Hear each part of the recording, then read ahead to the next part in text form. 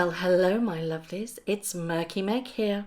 It's Wednesday the 27th of January and there are a couple of things that I want to talk about with you today. The first thing I need to kind of hone in on is the fact that Harry spoke yet again to Fast Company. It was a word salad beyond belief where he put the finger squarely on social media that for everything is wrong. He said that we need to be more aware of what we say. And yes, he said that social media had a part to play in what happened in the capital the other week. It's not the first time Harry has spoken, or Meghan, about the hatred with regards to social media. Let's not forget these two despise it unless they have something to peddle. The issue that I have is that Harry was getting rather political. He was wading in on what should and shouldn't happen and why it happened. And as a so-called royal, whether or not he is still in the fold as being a working royal,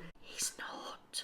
Or not. He shouldn't be doing this, so I think he needs to stay out. But there is a reason why he's doing this. We all know that they are setting up Archewell, whatever that might be. But it comes down to the fact that part of Archewell will be run by a lady called Vanessa Wren Rhinesmith. Now, her work is to do with harm reduction. And apparently it takes an approach to cyber security and surveillance, i.e. they are trying to get freedom of speech completely ruled out. Now this is a very dangerous game for Harry and Meghan to get involved into. There is a lot of organisations on either side of this that want to stop freedom of speech, and taking that away from anybody is a very dangerous game, but it's one that it seems that Harry and Meghan have squarely put their feet into. Who deems what as okay to be spoken about? Who makes the call of whether or not something should be said?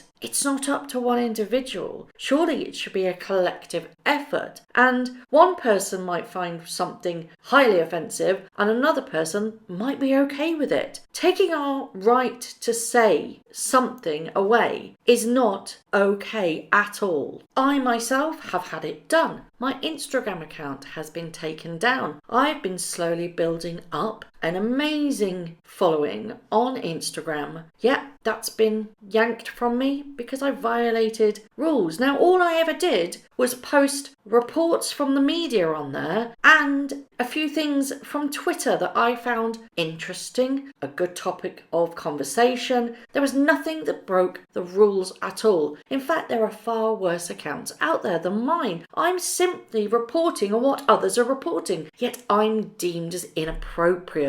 I think people are scared of what we have to say. I'm not the one that's reporting this. I am just simply trawling everything and passing it on. Don't shoot the messenger. So unfortunately for me, part of my freedom of speech has been taken away. I still have my Twitter account. For now. But what makes Harry an expert on social media? I really would like to know the answer to that question. I've never said anything very confrontational. I've never said anything that's highly offensive. I've never really gone hell for leather at either Harry nor Meghan. Yet I'm silenced. Yet Harry and Meghan are teaming up with the academic activist to lobby against freedom of speech and to have more censorship. You know, Harry said that he and Meghan had received the mothership of all hatred. But surely you would look within yourselves and think, why did that happen? It can't all be about the one thing we're not allowed to say, which isn't in fact true, but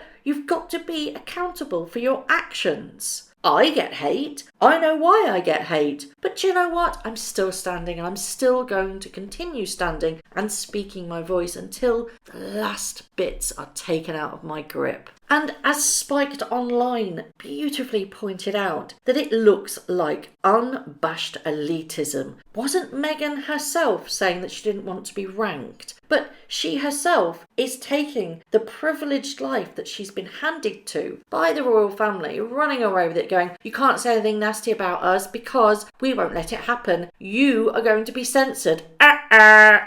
Who on earth made them king and queen of the internet? Their inability to receive criticism is getting out of hand. And it's that inability to receive it and also to look within themselves to see if they are indeed the problem that's getting in the way. They just see it as a problem that they, the saviours of the internet, must solve. No, it goes a little bit deeper than that. You need to look if you are in fact the problem of all the criticism that you receive. And only then, if you're not, can you then go on this crusade.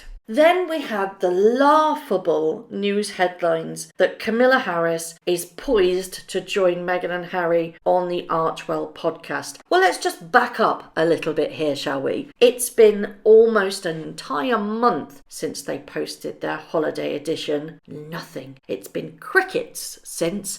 Not a single episode have dropped. Is it going to be monthly? Is it going to be fortnightly? Or are they just going to drop an episode whenever they feel like it? Or, as I suspect, whenever they have the juiciest guest to take part. I personally believe that this is a non-story that Camilla Harris is poised to join the Archewell podcast. Maybe it's, again, they use this tactic. If they want something to happen, they'll put it out in the news. That's Sunshine Sachs will put it out as if almost forcing their hand of the person that they want to get involved into something to go, oh yeah, I didn't think about that, or maybe I will. Or, as I'm going to go on to in a minute, could this very well be true? Because I have had the most juiciest of tidbits fallen into my lap. Now, I will stress this very, very hard. This is a tip-off. It's not confirmed. It's not researched, because how on earth can I research this? Because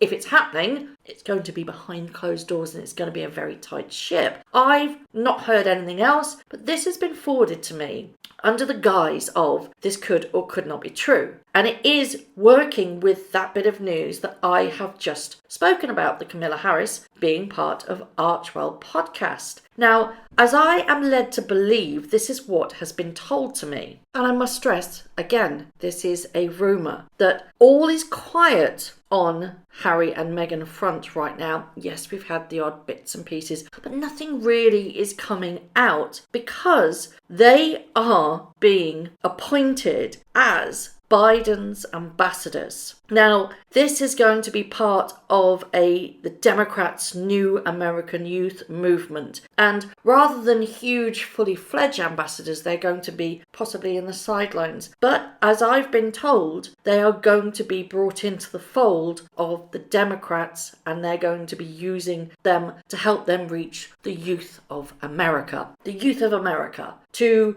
30-year-olds or late 30-year-olds, some would say one of them is in her 40s. Excuse me, I have a bit of a cough there.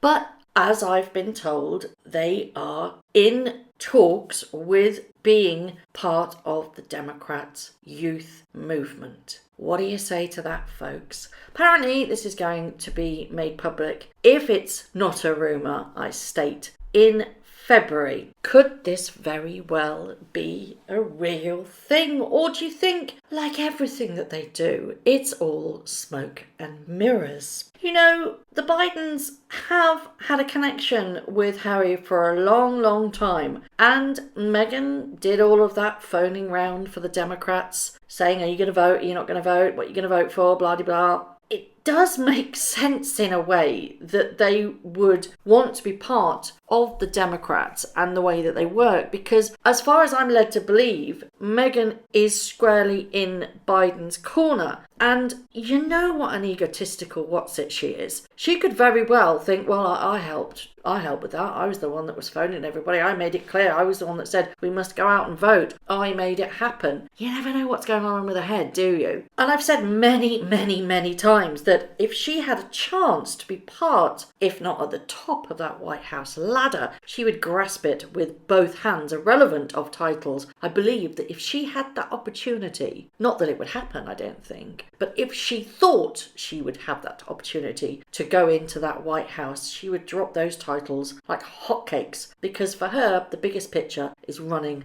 the whole country. It will never happen. I don't think America will ever accept her at all. But that doesn't stop her thinking it, does it? You've got to remember that narcissists believe their own hype. They have this huge idealized of grandiose of importance, that they can do no wrong, that everything they do is right, and their way is always the right way, and their drive is the right way to go. And everything else and everyone else must fall in line, because their plan is the only plan that's going to work. That's all they see. They are completely blinkered to anybody else but them. And everybody else that is on the sidelines is there to be manipulated and used, including husbands. So, I would love to know your thoughts on these three issues that are kind of interlinked. Harry, on tackling of freedom of speech and the right that he feels to censor us all. Do you think that it's the right approach, that, social media is toxic? But you know what? I feel that you've got to put your big girl pants on or your big boy pants on. And if you want to be on Twitter or social media, there's hate either side, irrelevant of who you are and what you do. There is a toxic world out there. And if you want to be part of that, then you know what? We're adults.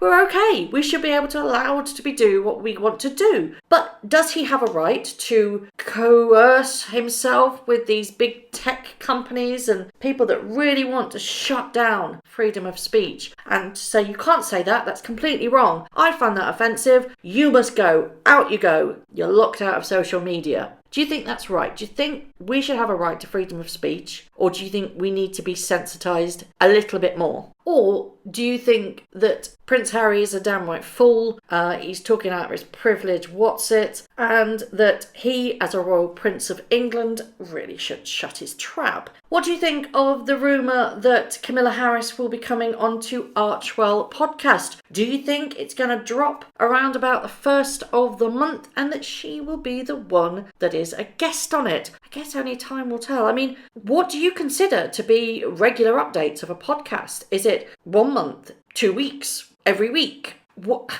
are they fulfilling their contract to Spotify by doing once a month? I mean, it's a pretty shocking work ethic, isn't it? And finally, what do you think of this weird rumour that they are going to be brought into the Biden Democrat fold as the new American Youth Movement ambassadors? Do you think that's going to happen, or do you think it's just a vicious gossip lie? As always, I would love to know your thoughts. Thank you very much for watching. If you haven't already, please subscribe to my YouTube channel, hit the notification bell and also that like button. I'd like to take this opportunity to thank all of my followers for all the tips and all the emails, DMs that everybody sends to me. It really is greatly appreciated. So thank you very much for watching once again.